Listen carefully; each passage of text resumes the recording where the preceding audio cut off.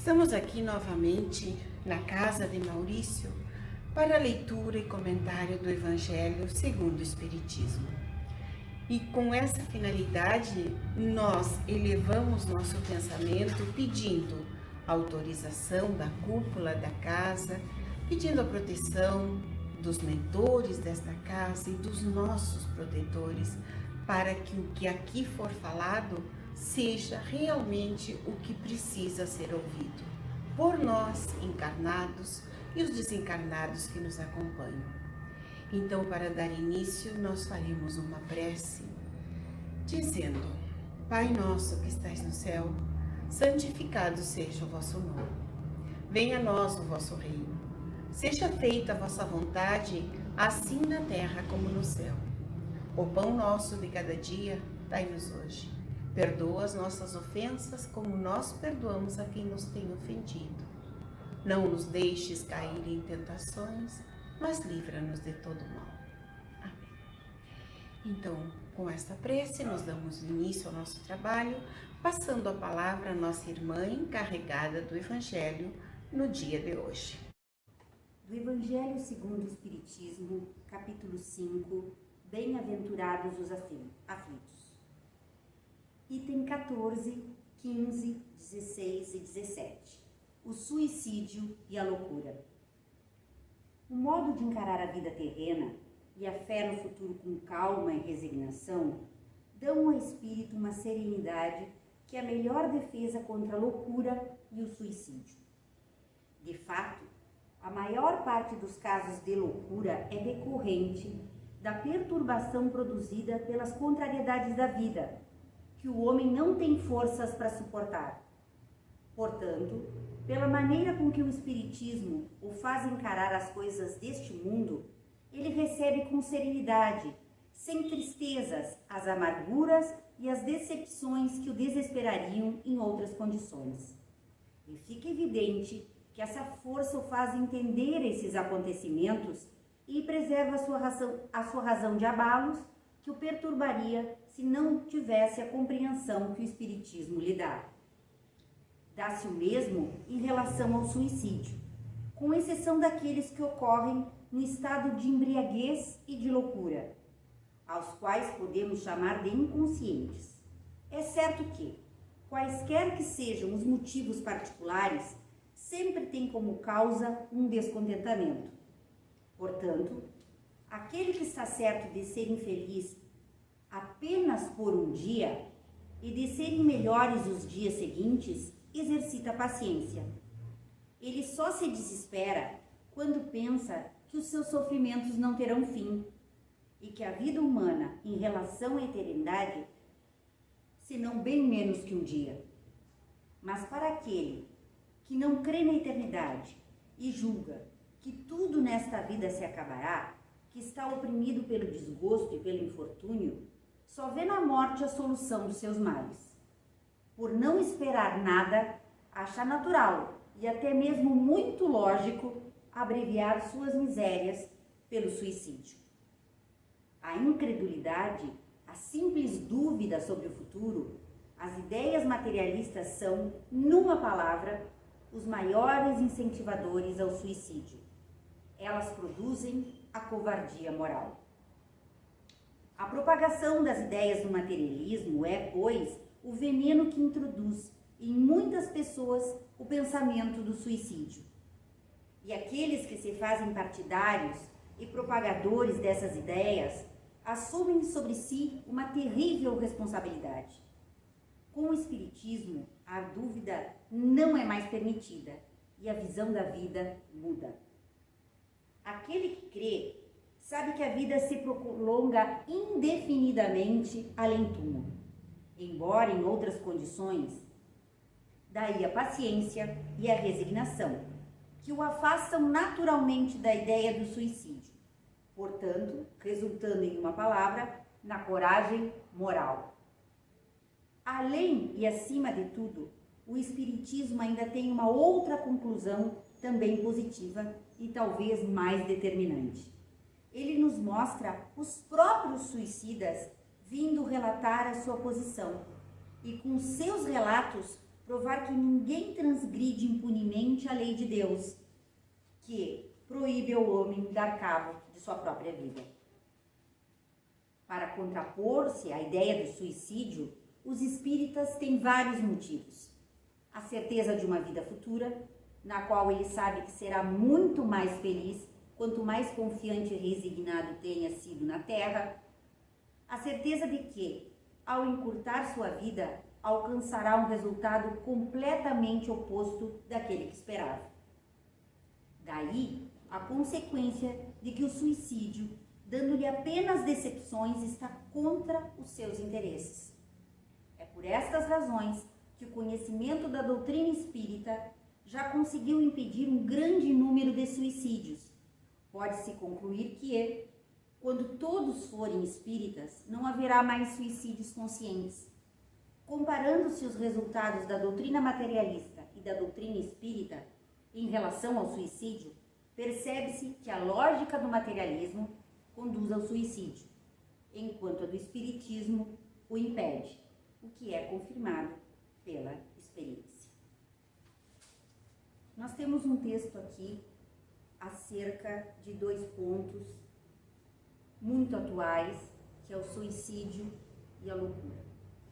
Muito atuais, porque embora nós estejamos nos encaminhando para o final de uma pandemia, se Deus assim o quiser e Ele assim o quererá, nós teremos sequelas dessa pandemia, pelo tempo de isolamento, pelo claustro que nós fomos forçados para que não nos contaminássemos, e essas sequelas são e serão o suicídio e as doenças psíquicas. Nós aqui não vamos nos expressar como loucura, visto que esse texto foi escrito à época do Evangelho, meados de 1864, e nós não tínhamos essa gama de diagnósticos, essa compreensão, esse avanço da ciência que nos remete a essa provação, a essa aflição que são as doenças psíquicas. Então, nós vamos nos ater sobre a visão espírita, sobre o suicídio e sobre essas doenças psíquicas. Do evento agora do Congresso Espírita, nós tivemos a participação do médico, psiquiatra e orador espírita, Dr. Sérgio Lopes, e ele nos falava que para que nós saibamos lidar e que possamos auxiliar os nossos irmãos que se veem envolvidos, que se veem atravessando uma provação, uma aflição, já que nós estamos falando de aflições, nós estamos ainda no capítulo 5, bem-aventurados os aflitos, das doenças psíquicas, é necessário, é ímpar que nós nos conheçamos, que nós tenhamos esse conhecimento interno e que, se assim for necessário, nós nos auxiliemos dos recursos que nós temos hoje em dia. O espírita, como muito bem diz o texto, tem uma gama de conhecimentos ou de vantagens, por assim dizer, que a própria doutrina oferece. Nós já passamos por mais da metade do capítulo 5 e nós sabemos que a justiça das aflições, as causas atuais das aflições, as causas anteriores das aflições, o esquecimento do passado e os motivos de resignação são fontes, são instrumentos que nos são fornecidos pela espiritualidade para que nós possamos combater ou auxiliar um irmão, um amigo, um ente querido que se apresente atravessando essas provações.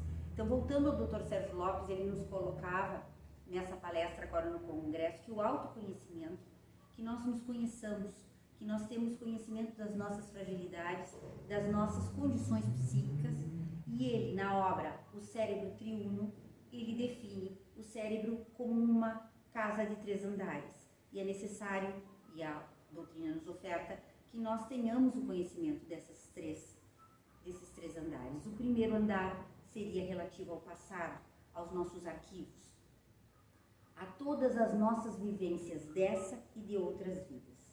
O segundo andar, ele se refere ao presente, são as nossas ações hoje, muito provavelmente fundamentadas por esse arquivo que estão no primeiro andar, por as nossas ações do passado, e o terceiro andar seria as nossas projeções, as nossas metas, a nossa transcendentalidade que nós estamos projetando com as ações do presente. Então, o texto muito bem nos coloca que, usando todo esse cabedal de conhecimento que nós temos, nós vamos passar por essas aflições, entendendo as aflições, sabendo que, através dessa aceitação, nós teremos a resignação, a paciência e a compreensão de enfrentarmos um problema tão grande como são as doenças psíquicas. Coisa que um irmão que não conhece ou que não tem essa transcendentalidade, essa transcendência, que ele não tem essa transcendência, ele fica aqui, agora, no materialismo, nós dissermos que se nós estamos passando por uma provação, por uma depressão, por um estresse, por uma síndrome do pânico, por um caso de bipolaridade ou qualquer outro diagnóstico que nós tenhamos, no que na época da transcrição desse evangelho era considerado loucura, nós teremos isto e teremos a vida toda pela frente.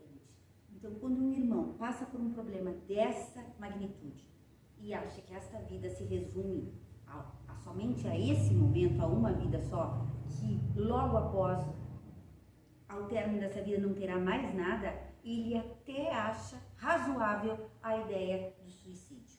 Então, é necessário que nós tenhamos essa consciência, nós espíritas, e que nós passemos adiante, para que isso possa trazer consolo, para que isso possa trazer esperança e que seja um instrumento efetivo no combate dessas aflições. É muito diferente uma pessoa que se encontra num quadro saber que, se por acaso ela está cogitando a morte, que no momento que ela tentar contra a sua vida, essa vida não vai acabar, o que vai perecer vai ser o corpo físico e ela vai continuar na transcendência com as mesmas angústias, com o mesmo sofrimento, que isso não vai terminar com a morte do corpo físico, ela vai parar, ela vai pensar e ela vai repensar e, quem sabe, não chegar a praticar esse ato. É isso que diz que a visão espiritualista conseguiu evitar e evita muitos suicídios por essa perspectiva. Então, que nós sejamos esse instrumento de auxílio para esse irmão. Assim como a nossa doutrina é uma tríade, a fé, a ciência e a filosofia, que também esses recursos sejam apresentados a esses irmãos, que nós tenhamos o passe, a doutrina esclarecedora, mas que a ciência também seja utilizada. Que nós encaminhemos quando esse irmão não possa resolver sozinho, porque a depressão é o mal do século, e as pessoas não conseguem resolver sozinho, que nós auxiliemos, indicando um terapeuta, uma terapia, uma medicação se for necessária, e devidamente prescrita por um médico, por uma pessoa assim qualificada, mas que nós tenhamos também essa palavra, dando essa esperança, dando essa possibilidade para esse irmão de ele ter essa possibilidade de transcendência e que ele volte a sentir esse fio de esperança, que a fé o sustente, que a fé esclarecida da nossa doutrina o sustente e que nós possamos, de uma vez, em definitivo, é óbvio que isso não vai ser uma coisa a curto ou a médio prazo, vai ser a longo prazo, mas que nós possamos, nos auxiliando à luz da nossa doutrina, efetivamente ser um auxílio, ser um ponto de esperança, ser um ponto de erguer, que esse irmão possa se erguer e possa deixar um quadro desses para trás. Que nós, no futuro próximo, não tenhamos mais esses casos e que a nossa doutrina seja esse instrumento efetivo no auxílio desses irmãos. Que assim seja. Agradecemos então a nossa irmã que fez a leitura, o comentário, pedindo que essa explicação chegue a todos, encarnados e desencarnados. E neste momento em que estamos encerrando o trabalho, pedimos por nós e por todos aqueles que nos acompanham, pelos irmãos que estão sofrendo, pelos irmãos que estão privados da liberdade, seja essa liberdade física ou espiritual, mas que todos possam receber a palavra, o consolo, a luz e possam sair desta situação melhor do que quando nela ingressaram. Pedimos que Maria, nossa doce mãe, nos envolva com seu manto de luz para que a nossa caminhada seja mais leve, mais clara, mais precisa. Ave Maria, cheia de graça, o Senhor é convosco. Bendita sois vós entre as mulheres, bendito é o fruto de vosso ventre, Jesus. Santa Maria, Mãe de Jesus, rogai por nós, pecadores, agora e na hora do nosso desencarne. Que a paz e a luz permaneça sempre conosco.